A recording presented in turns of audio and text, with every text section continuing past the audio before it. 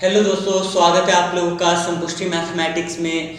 तो आज हम डिटर्मिनेंट्स का सेकंड लेक्चर कर रहे हैं जिसमें हम प्रॉपर्टीज ऑफ डिटर्मिनेंट्स को ठीक है करेंगे with questions. So guys let's begin. दोस्तों पहला प्रॉपर्टी क्या है डिटर्मिनेंट में, उसको पढ़ते हैं।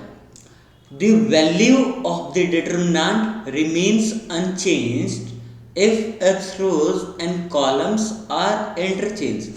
Okay, it means क्या हुआ कि अगर रो और कॉलम को हम इंटरचेंज कर देते हैं तो वैल्यू ऑफ डिटर्मिनेंट सेम रहता है।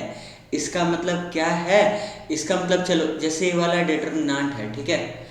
अगर मैं जब इसे कैलकुलेट करूंगा, ठीक है, कैलकुलेट करूंगा तो क्या आएगा मेरे पास। चलो कैलकुलेट करके पहले देख लेते हैं। 2 करोगे तो आप 2 वाले रो और कॉलम को भूल जाओगे, तो 0 इंटू -7 0 -20, ठीक है। -3 माइनस बीच में माइनस लगाते हो ना, minus okay plus minus plus, ठीक है। तो माइनस माइनस प्लस हो जाएगा, ठीक है।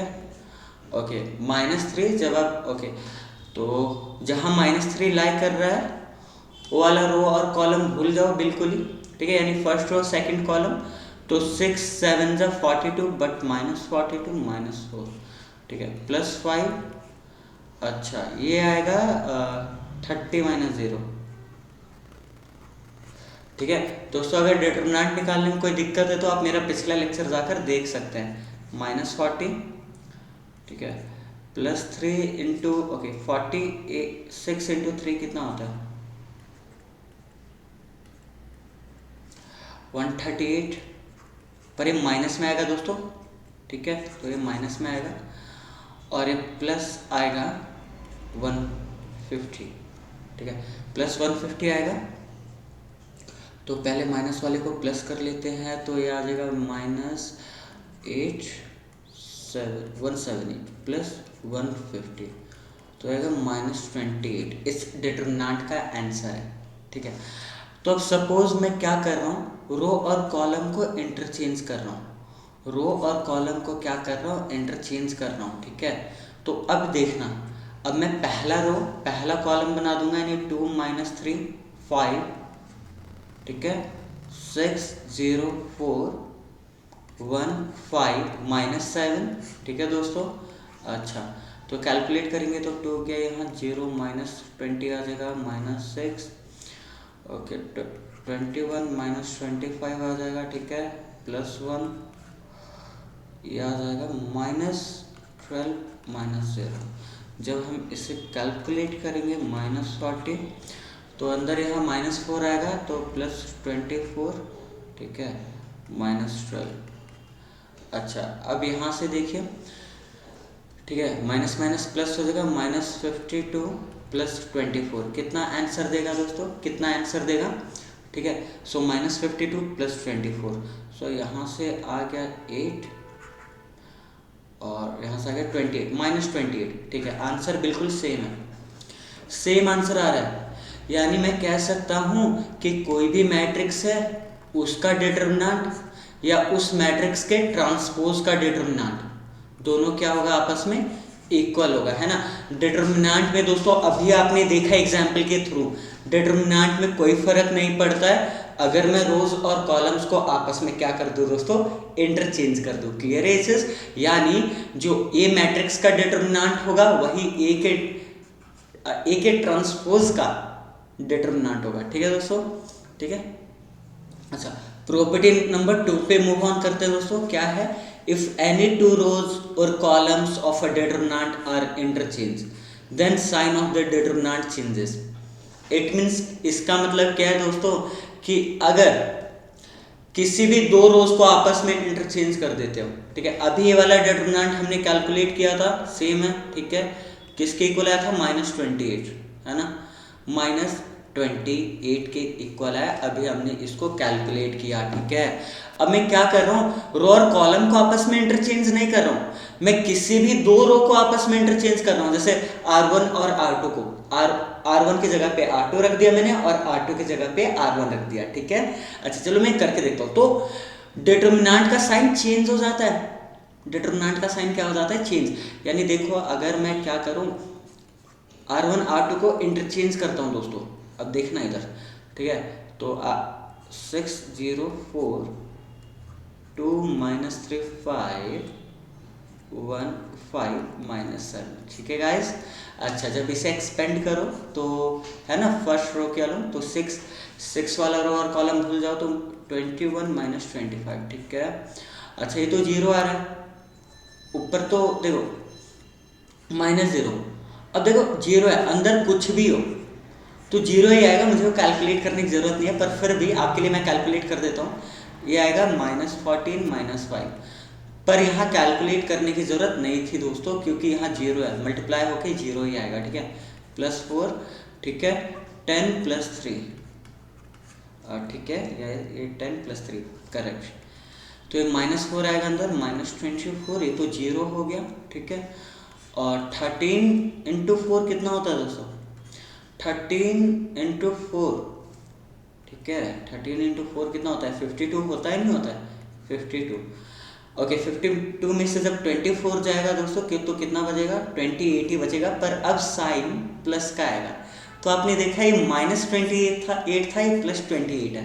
क्लियर है इस जस्ट आपने इतना ध्यान रखना है कि किसी भी दो रो या किसी भी दो कॉलम को आपने इंटरचेंज कर दिया आपस में, ठीक है।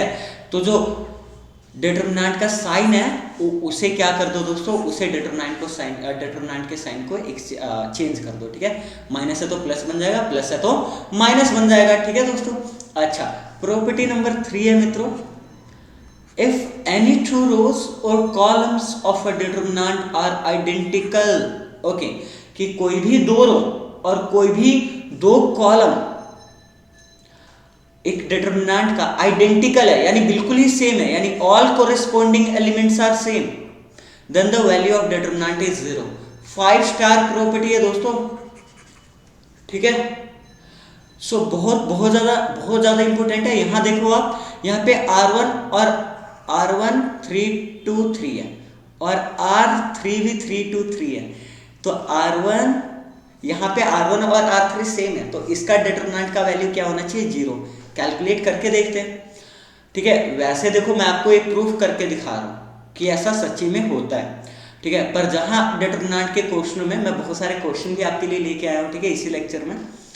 तो पर जहाँ डिटरमिनेंट के क्वेश्चनों में आप रो 1 और रो 3 को, या मतलब किसी भी दो रो या किसी भी दो कॉलम को अगर आपस में आपने सेम देखा तो बिना कैलकुलेट किए आप 0 लिख सकते हो, ठीक है। देख लेते हैं भाई, इसे एक्सपेंड करके देख लेते हैं। पहले 3 से खोलते हैं तो इधर आएगा 2 × 3 6 -6, ठीक है। फिर -2 तो आएगा ये आएगा 6 - 9, ओके सॉरी 6 - 9 +3, ये आएगा 4 - 6, ओके ग्रेट। तो ये तो 0 ही हो गया, 0 माइनस, ओके। -2 × -3 +6, यहाँ -2 आएगा, -2 + 3 -6, तो कैंसिलेशन होके आंसर क्या आ रहा है दोस्तों? 0। 0 इसलिए आ रहा है बिकॉज यहाँ पे R1 है ना एंड R3 क्या थे? आइडेंटिकल थे, ठीक है। तो डिटरमिनेंट कैलकुलेट करने की जरूरत नहीं है। अगर आपने देख लिया कि कोई भी दो रो या कोई भी दो कॉलम आपस में क्या है? आइडेंटिकल है, तो उस डिटरमिनेंट की वैल्यू 110% 0 ही आएगी, ठीक है। प्रॉपर्टी नंबर 4 देखते हैं दोस्तों, क्या चीज है?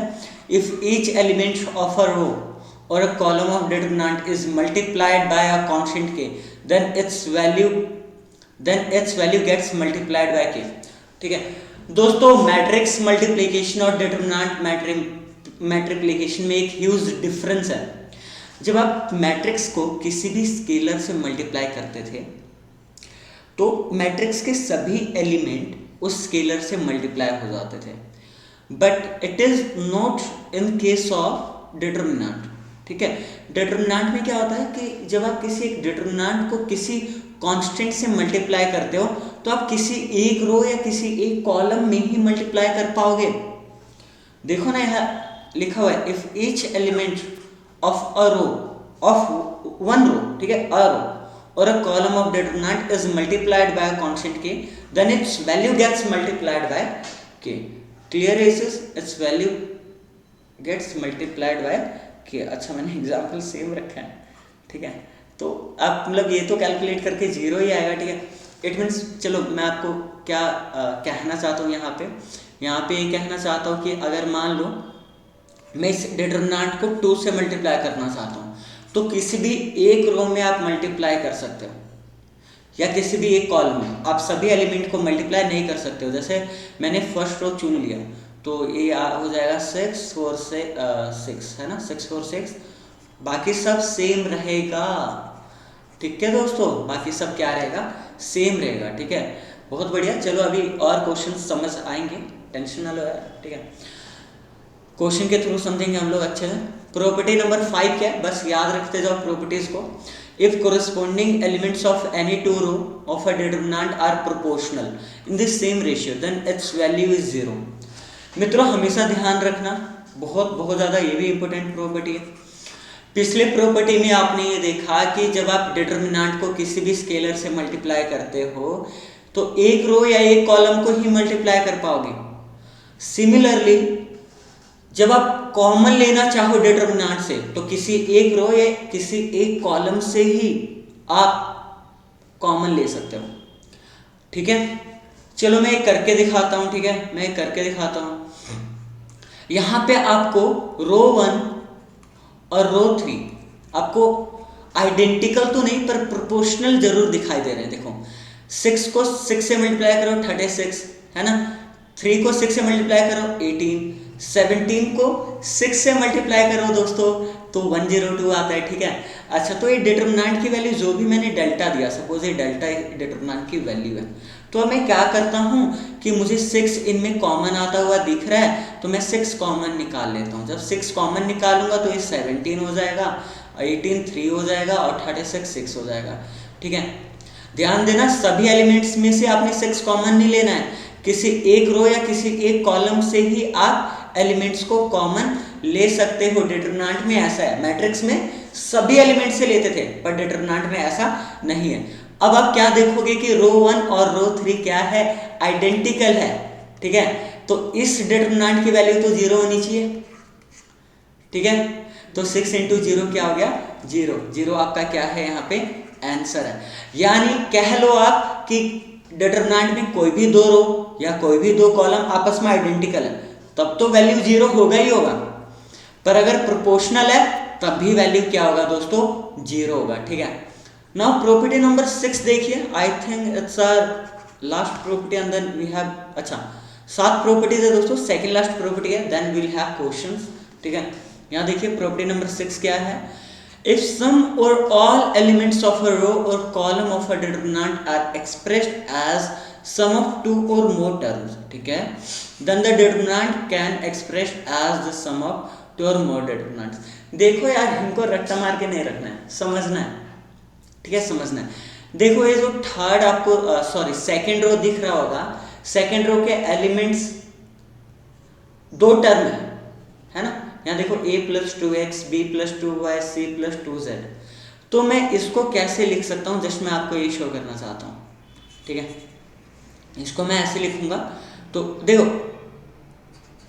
दोस्तों रो 1 और रो 3 में तो कोई चेंज नहीं होगा क्योंकि वो एज अ सम नहीं लिखे हुए हैं। ठीक है, पर आप रो 2 को पहला a लिखो, फिर आप b लिखो, फिर क्या लिखो, c लिखो, फिर एक और डिटरमिनेंट का सम के रूप में लिखो। देखो पहला रो सेम रहने दो, ठीक है, तीसरा भी रो क्या रहने दो, सेम रहने दो।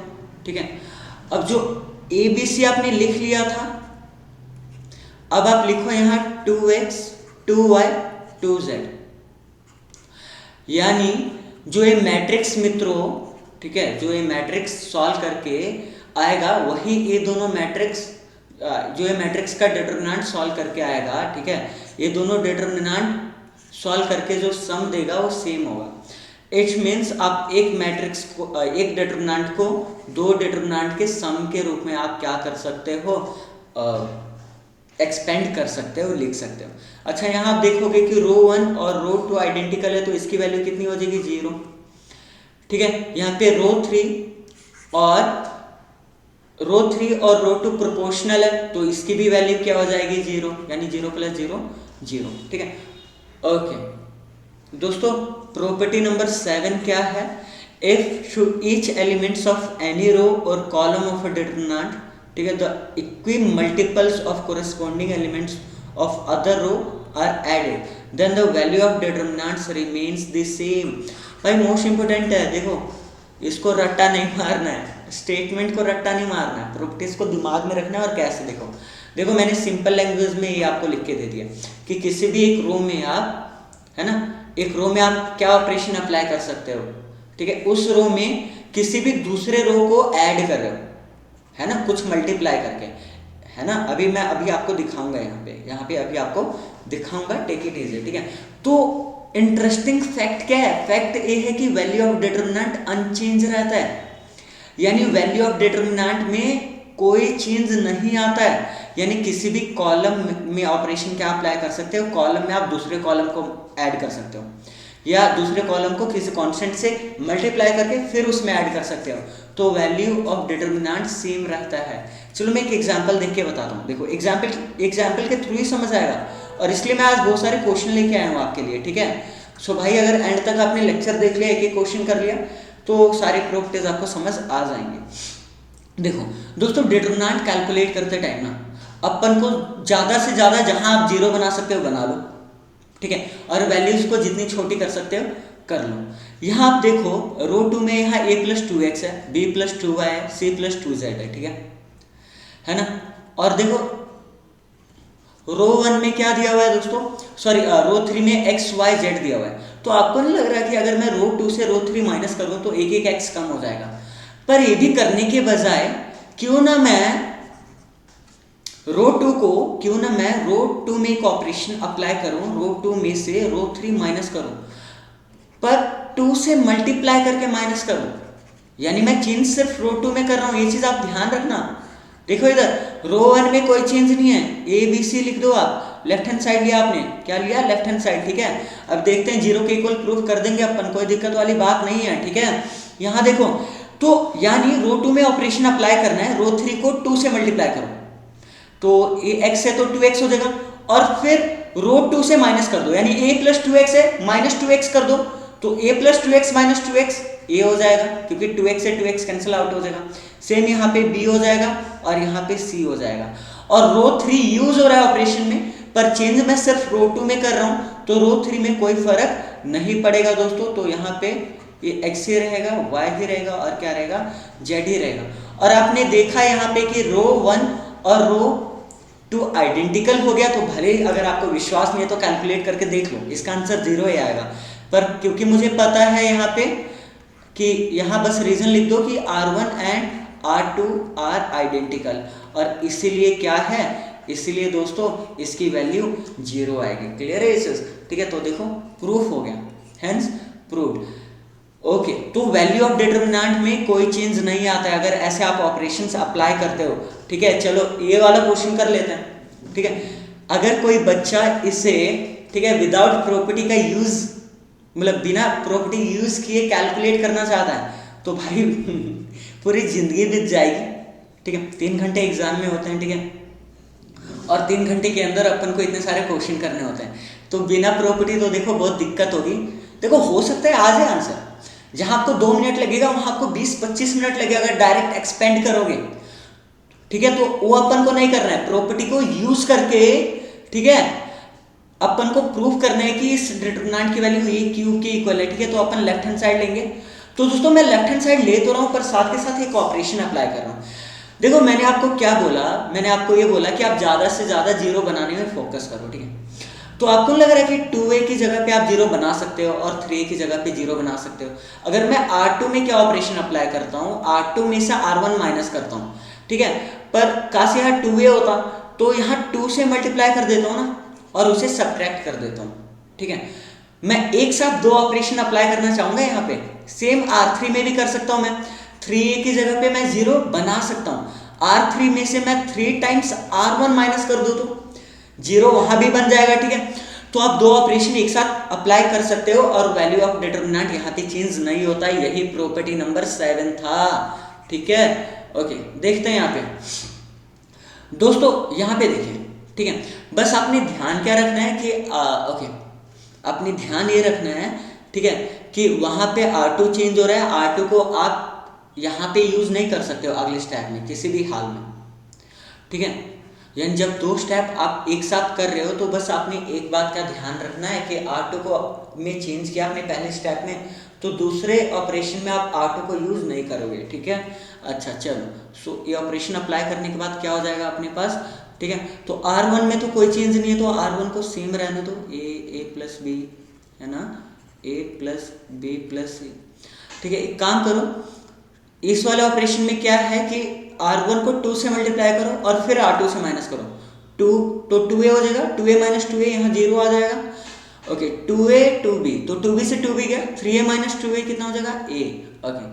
Same 2a plus 2b plus 2c हो जाएगा यहाँ पे, और जब आप माइनस करेंगे तो यहाँ 2a प्लस b हो जाएगा, ठीक है। 2c तो कैंसिल आउट हो जाएगा, और सेम R3 को भी माइनस करना है, 3 टाइम्स R1, ठीक है, तो ये 0 हो जाएगा, 3 टाइम्स तो करेंगे 3a, 3b तो 0 हो जाएगा, ओके। 3 टाइम्स करेंगे तो ये 7 ही आएगा ना, ठीक है, 7 ही आएगा, ये 3b आएगा, और ये तो 0 हो गया, ठीक है दोस्तों।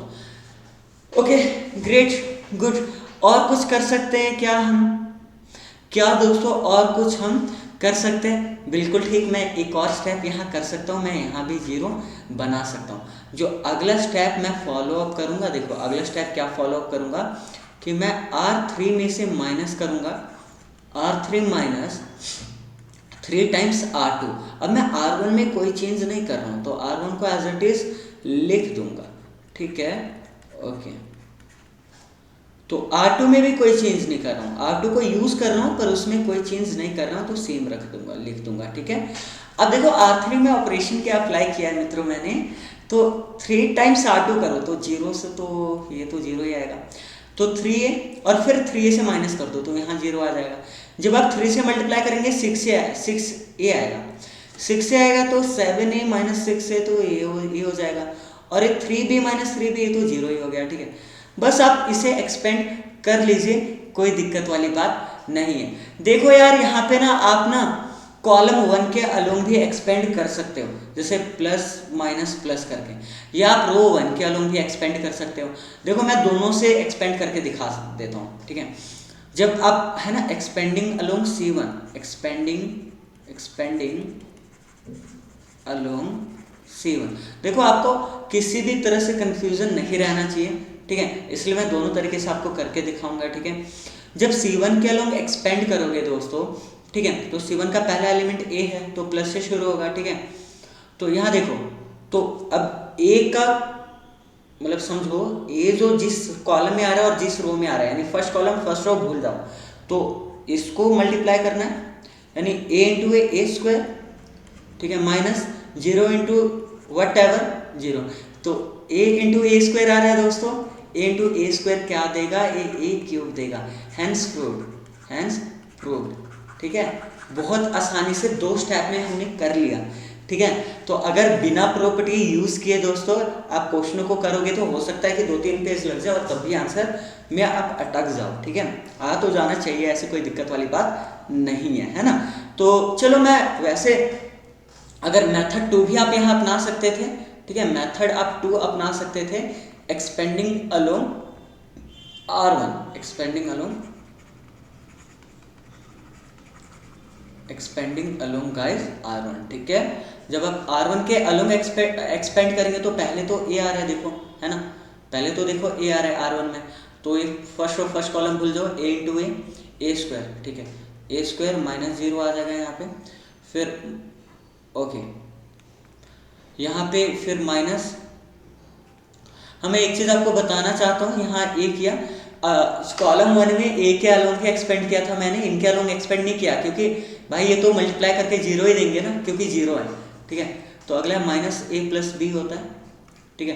पर यहाँ देखो आप इस रो और इस कॉलम को भूल जाओ, यानी सेकंड कॉलम और फर्स्ट रो को भूल जाओ, तो 0 इंटू ए 0 और 0 इंटू डैट 0, 0 माइनस 0 ही आ रहा है, ठीक है, कोई दिक्कत वाली बात नहीं है। अगर minus a plus B plus C करोगे तो यहाँ भी आप देखोगे कि आप थर्ड कॉलम और फर्स्ट रो को भूलोगे तो 0 इंटू 0 0, 0 इंटू ए 0, तो 0 माइनस 0 ही आ रहा है। तो भाई ये तो 0 हो गया पूरा, ये भी क्या हो गया 0 हो गया, तो a into A square A cube, ठीक है। मर्जी आप आपके किसी के अलोंग भी आप एक्सपेंड कर सकते हो, ठीक है गाइज, है ना। आई होप आपको समझ आ रहा है, वो भी अच्छे से आ रहा है। अगर जरा सी भी दिक्कत हो, ठीक है, तो आप दोबारा वीडियो को देखो और अच्छे से समझो, बहुत इंपॉर्टेंट कंसेप्ट है।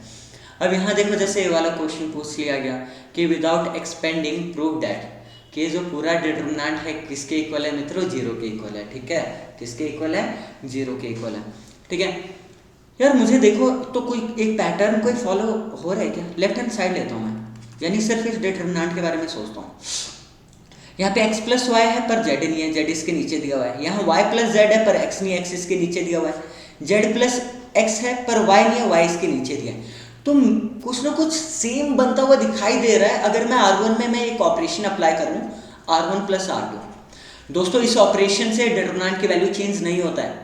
R1 प्लस 1 टाइम्स R2, बात तो एक ही है। या R1 tends to R1 plus R2, ठीक है। यानी मैं R1 में R2 को ऐड करने वाला हूँ, x plus y plus z, ठीक है। यहाँ भी देखो x नहीं था तो x plus y plus z, और यहाँ z नहीं, y नहीं था तो यानी x plus y plus z, ठीक है। अच्छा, ओहो I am sorry guys, 2 minute. तो ये अपन के डिटरमिनेंट की वैल्यू है मित्रों, ठीक है, ओके। तो मैंने सिर्फ R1 में चेंज ऑपरेशन अप्लाई किया तो R1 में चेंज आएगा, R2 will be as it is, ठीक है। अच्छा, and R3 will also be as it is. तो मित्रों यहाँ से आपको मैंने क्या बताया था कि डिटरमिनेंट में से आप कॉमन लेते हो तो किसी भी एक रो या किसी भी एक कॉलम से आप कॉमन लेते हो। तो R1 को ध्यान से देखो, R1 में x plus y plus z, x plus y plus z, x plus y plus z है। तो मैं एक काम करता हूँ, x plus y plus z R1 से कॉमन लेता हूँ, ठीक है। तो किसी एक रो से ही या एक कॉलम से आप कॉमन ले पाओगे, तो 1 1 1 हो जाएगा, बाकी आपको सेम रखना पड़ेगा, ठीक है, 1 1 1।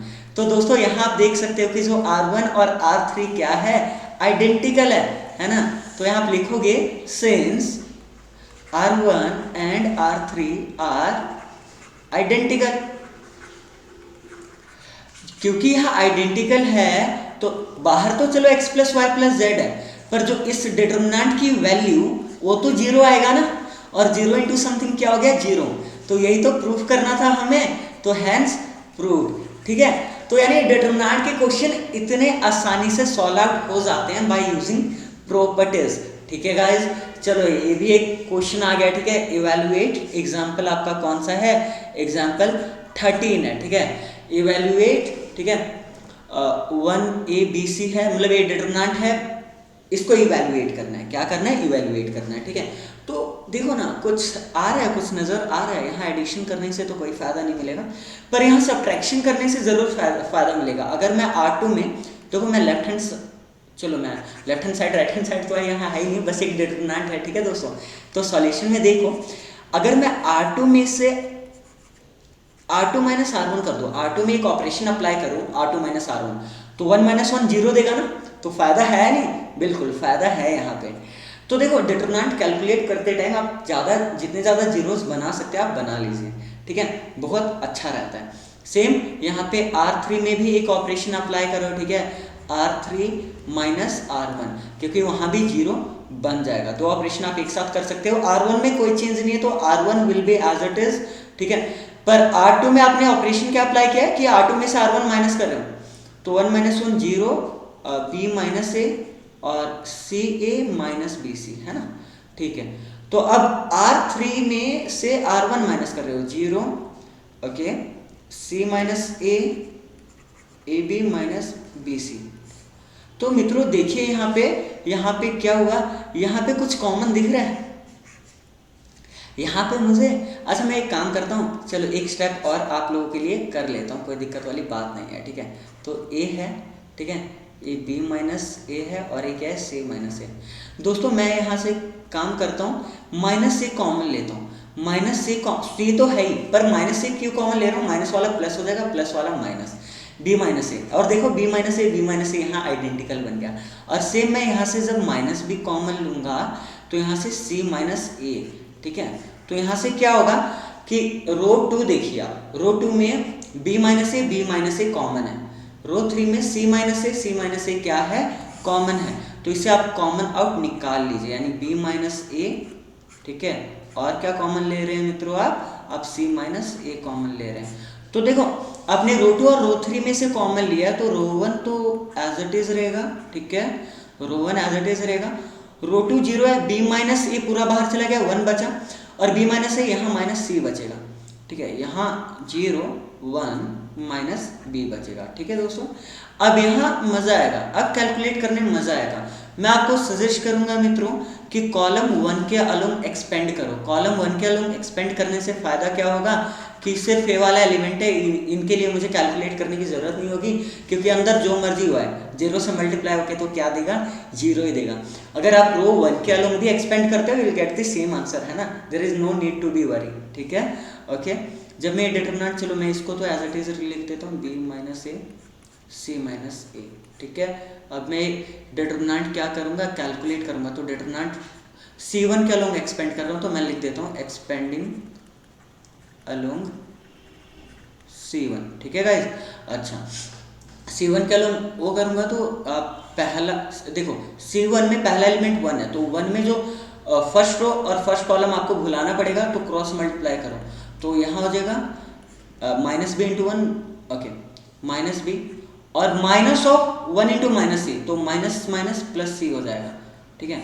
तो और बाकी तो 0 ही देगा ना यार, बाकी देखो, बाकी माइनस 0 इंटू समथिंग आएगा अंदर, और प्लस 0 इंटू समथिंग आएगा, तो मैं वो कैलकुलेट क्यों करूँ, ठीक है, तो मैं सिर्फ ए कैलकुलेट करूँगा, ठीक है।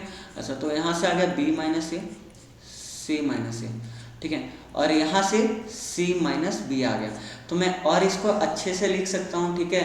यहाँ से माइनस कॉमन लो तो यहाँ से a माइनस बी आएगा, ठीक है, यहाँ से माइनस कॉमन लो तो b माइनस सी आएगा, और क्योंकि यहाँ से भी माइनस कॉमन लिया, यहाँ से भी माइनस कॉमन लिया, तो माइनस माइनस फिफ्टीस हो गया, और c माइनस ए। आप इसको एज अ आंसर आप देख सकते हो, ये आपका क्या है, आंसर है। आई होप दोस्तों आप लोगों को समझ आ रहा है, ठीक है, और वीडियो को ज़्यादा से ज़्यादा शेयर कीजिए अपने दोस्तों के साथ, ठीक है। अगर किसी भी क्वेश्चन में दिक्कत हो, ठीक है, 4.2 के, तो प्लीज़ डू कमेंट में, ठीक है। मैं बहुत आसानी से, बहुत आसानी तरीके से उस क्वेश्चन का सॉल्यूशन लेके आ जाऊंगा बाय यूजिंग प्रॉपर्टीज, ठीक है, ठीक है गाइज।